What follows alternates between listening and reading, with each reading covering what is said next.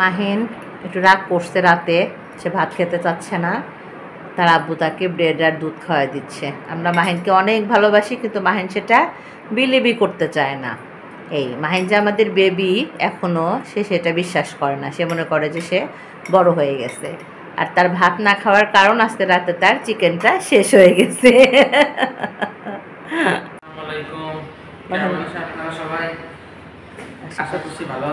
আমাদের দোয়া করবেন। তুমি একটু দোয়া শিখে গেছো। ওকে বাবা, ফিয়ামানিল্লাহ। লিফট এসে গেছে। তো মাহিনকে বিদায় দেওয়া দিয়ে সুন্দর একটা সকাল শুরু করলাম আলহামদুলিল্লাহ বলে। তো যাই হোক, বড় ছেলে স্কুলে চলে গেছে, ছোট ছেলে যাচ্ছে। মাহিন আর মিশনের টাইমের ডিফারেন্স খুব একটা বেশি না। ফিয়ামানিল্লাহ বাবা। ওয়ালাইকুম সালাম। মাহিনকে বিদায় দিয়ে এই সকালবেলার নাস্তাটা রেডি করে ফেললাম। আজকে খুব তাড়াতাড়ি হয়ে গেল। আর রুটিগুলো এত সুন্দর ফুলকো রুটি হয়েছে, তা বলার মতো না। ভাজিটা গরম করে নেই, কালকে ভাজি ছিল দেখে আর ভাজি কড়াই নেই। জাস্ট যাই করি তাই বেঁচে যায়, এক ঝামেলা। তো বাবাকে গরুর গোশ গরম করে দিব, আর আমি একটু ভাজি আর ডিম পোস্ট করে নেব ভাবতেছি। বাবাকে ডাক দিয়ে দিচ্ছি যে উঠে পড়ো।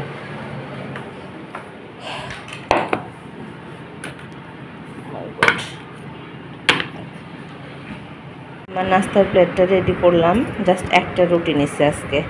একটা রুটি খেতে ইচ্ছা করতেছে না, ভালো লাগতেছে না। জাস্ট কলা নিচ্ছি, ডিম পোস্ট আর হলো ভাজি। এখন বাজে 9:10। তো যাই হোক, নাস্তাটা না খেলে দেরি হয়ে যাবে। আজকে বাসায় বাজার করতে হবে, রান্নার ঝামেলা আছে অনেক। খাবারটা না হয় আগে শেষ করি, তারপরে দেখা যাক। বাইরে থেকে এসে তড়িঘড়ি করে গরুর গোশটা রান্না করে ফেললাম, কারণ ছেলেরা কেউ ব্রেকফাস্ট করে যায় নাই। প্রচুর ক্ষুধা লাগবে বাসায় আসলেই। তো এই যে টকটকা ঝাল দিয়ে গরুর গোশটা রান্না করে ফেলছি।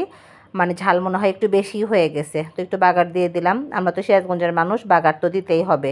তো এই জন্য আমাদের সিরাজগঞ্জের মানুষ কিন্তু সম্ভার বলে সাধারণত। আমি আবার ঢাকায় এসে সেটাকে আবার করে এখন আবার বলি বাগার। তাই যাই হোক, গরুর গোশটা বাগার দিয়ে দিলাম।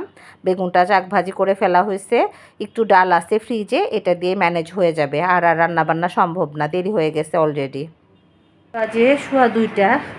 আজকে একটু এমার্জেন্সি কাজে বাইরে যাওয়ার কারণে আমার সব কাজ এতটা দেরি হয়ে গেছে, তা বলার মতো না।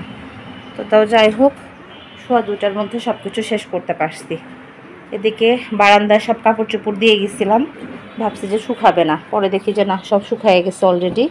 জাস্ট চাদরটা উঠাইছি, অন্য কিছু আর উঠানো হয় নাই এখনও। টেবিলে খাবার দিয়ে দিচ্ছি। বড় ছেলে সকালবেলা কিচ্ছু খেয়ে যায় নাই। 2:15 বাজে সে এসে লাঞ্চ করবে, তার জন্য রুটিও রাখা হয়েছে, ভাতও রাখা হয়েছে। রান্নাঘরটা খুব ডিপ ক্লিন করতে পারি নাই, হালকার উপরে ঝাপসা, যেটুকু না করলেই না সেটুকু করে ফেলছি। মাহিনকে গোসলে যাওয়ার জন্য বারবারই, মাহিন আব্বু গোসলে যাওয়ার সময় হয়ে গেছে বাপি, কাম হেয়ার। আর ড্রয়িং রুমটাও ভাবছিলাম যে আজকে আমার 4টা বাজবে। এদিকে আমি বাইরে ছিলাম, বাসা লক করে যায় নাই, কিন্তু আমার খালা এসে না দেখেই চলে গেছে। এই ঘড়ি তো 2:15 বাজে। তো যাই হোক, মোটামুটি 2:15টার মধ্যে সব কিছু শেষ হয়েছে। এখন বড় ছেলে এসে খেয়ে নিলে একটু রিল্যাক্স হতে পারি। ছোট ছেলে অলরেডি রুটি খেয়ে নিছে, এখন আর কিছু খাবে না। সোফার কাভারগুলো চেঞ্জ করতে হবে, খুবই জরুরি। ময়লা না হলেও কেমন যেন একটু হয়েছে, ভাল লাগতেছে না দেখতে। মিশরের আব্বুকে দিয়ে চেঞ্জ করাই দেবো ভাবছি। মিশরের আব্বু লাঞ্চ করতে আসছে, একা একাই তো খেতে হবে। আচ্ছা তুমি বসো, আমি না হয় বসতেছি সাথে। আমার আজকে এখন গোসল করতে ইচ্ছা করতেছে না, ভাল লাগতেছে না। করো কি যেন বলো, ও ভাত তো দেই নেই টেবিলে, না দিয়েই বলতেছি যে বসো। মিশরের আব্বুর একা একা লাঞ্চ। বড় ছেলে এখনও আসে নাই, ছোট ছেলে গোসলে, সে অলরেডি খেয়ে নিছে। একা একা না, আমি বসবো এখন, ভুল বললাম। তো আজকে আমরা একটু বাইরে ছিলাম সকালবেলা, এই কারণে একটু দেরি হয়ে গেছে। এখানে আছে গরুর গোশ, এখানে আছে রুটি যেটা মিশন এসে খাবে, এখানে আছে ডাল, এখানে আছে ঝরঝরে সাদা ভাত। এই যে আমার বাপি চলে আসছে, সালাম দাও তো বাপি। আর এখানে আছে হলো বেগুন চাক ভাজি, এখানে ছিল হলো ঢেঁড়স ভাজি। তো এই হলো আমাদের আজকের এলোমেলো লাঞ্চ। তো সবাইকে শুভ দুপুর। এখন বাজে প্রায় 5:30 কেন 6টা, কাটায় ঘড়িতে 6টা। তো যাই হোক, মানে দুপুরে তো বললামই যে বাইরে যাওয়ার কারণে অনেক কিছুই কেমন যেন একটু দেরিতে এলোমেলো হয়েছিল। আজকে আমি গোসলও করতে পারিনি, মানে কাজ শেষ করার পরে আর ভালো লাগলো না, কেন যেন টায়ার্ড লাগলো। এই জন্য ভাবলাম যে থাক, মানে ইয়া করে নামাজ পড়ে ফেলছি। আর এই যে চাটা উঠাই দিলাম কেবল হোক। আর রাতে জাস্ট গরুর গোস আছে, ডাল নাই, ভাবছি যে কোনো কিছু ভর্তা টর্তা করে ফেলবো, বেগুন টেগুন কিছু না কিছু করবো ভাবছি, করে এখন যাই হোক রাত্রে আর কোনো কিছু ঝামেলার মধ্যে যাবে না। ভালো লাগতেছে না কেন যেন কোনো কিছু, এলোমেলো লাগতেছে।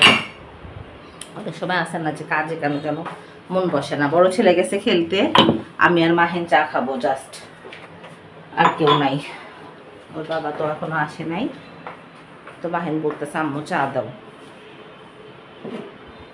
আমার এটা সুন্দর তাই না, আইসক্রিমের একটা ইয়া, এটা যেন কোথায় ছিল এতদিন খুঁজে পেলাম না, সেদিন আবার দেখি যে হাতের কাছে চলে আসছে।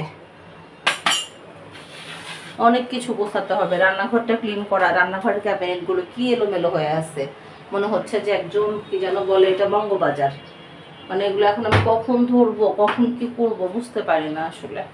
সময়ের অনেক দাম, সময়ের দামও আবার দরকারও, সময়ের সাথে সময় মিলাতে পারতেছি না। আজকে আমার সাথে ইন্টারমিডিয়েটে পড়তে একটা ছেলে আমার নাম্বার খুঁজে ফোন দিছিল। এরে বাপরে বাপ, মানে কত গল্প যে করলো, কত মানে মনে হয় যে সেই 2003-এ ফেরত চলে গেছিলাম। যদিও আমি ব্যস্ততার মধ্যে ছিলাম, গল্প খুব একটা মানে মনোযোগ দিতে পারি নাই, তবে ভালো লাগলো যে মানুষের আন্তরিকতা দেখে, ইয়া দেখে, পরিবার দেখে খুব ভালো লাগলো। মানে চেনা মানুষদের অনেকদিন পর, মানে ফেসবুকের কল্যাণে না, আমার শ্বশুর বাড়িতে যে ও একটা জব করে এনজিওতে, তো সেই ইয়াতে আমার শ্বশুর বাড়িতে ওই এরিয়াতে পড়ে ওখানে যে আমার পরিচয়টা পাইছি, কি মজার ব্যাপার না। তো যাই হোক, তারপর অনেক গল্প হলো, কেমন আসি না আসি। আমার কিন্তু রুমে সব লাইট বন্ধ করা, এর জন্য একটু অন্ধকার লাগতেছে। কাপড় চোপড়গুলো একটু তুলে ফেলি। ছোট ছেলেটা না প্রতিদিনই পড়া জমায় রেখে মাগরিবের আগে সে প্রচুর ব্যস্ত হয়ে যায়, আর ইয়া করতে পারে না। এগুলো সব শুকায় গেছে, আজকে কাপড় চোপড় সব ভয় দিছি, এমন মেঘলা ছিল সকাল থেকে, আমি তো ভাবছি যে হয়তো শুকাবেই না, পরে দেখি যে না সব শুকায় গেছে। একটা বিশাল বড় চাদরও ছিল, সেটাও শুকায় গেছে। তো কি বলবো, যে মানে যখন শুনি যে না সবাই মানে ভালো আছে, কেউ ভালো জব করতেছে, ফ্যামিলি নিয়ে ভালো আছে, তখন আসলে খুব ভালো লাগে, মন থেকে মনে হয় কি একটা খুশি কাজ করে। ইন্টারমিডিয়েটে আমার আব্বা যে কলেজের প্রিন্সিপাল ছিলেন, সেই কলেজে একসাথেই পড়তাম। তো যাই হোক, ও বলতেছিল যে তোমাকে খুঁজে পাইছি, আমরা ফ্রেন্ডরা সব আলোচনা করলাম যে আশাকে পাওয়া গেছে শেষ পর্যন্ত। আমি বললাম যে যাক আলহামদুলিল্লাহ, কোনটাতে যে সুইটিং ছিলাম খেয়ালই করতে পারতেছি না, ওইটাতে দিছি। তো যাই হোক, এখন জাস্ট চাটা বানাবো। বিকালবেলা না রান্নাঘরে আসলে একটু গরমই লাগে কেন যেন, চাটা আগে বানানো শেষ করি। চা বানাতেই হঠাৎ করে আবার গেস্ট চলে আসলো। আব্বু তোমার চাটা শেষ করে নাও বাপে। গেস্ট চলে আসলো, আবার মানে কথা বলতে দেরি হয়ে গেল, এর জন্য আর বিদায় নিতে পারলাম না। তো যাই হোক, যে আমার বেবিটার একটু মন খারাপ, দেখি গাটা গরম হয়েছে নাকি, না আব্বু জ্বর আসে নাই। আমার বেবির প্রতিদিন ম্যাম আসার আগে একটু মন খারাপ হয়।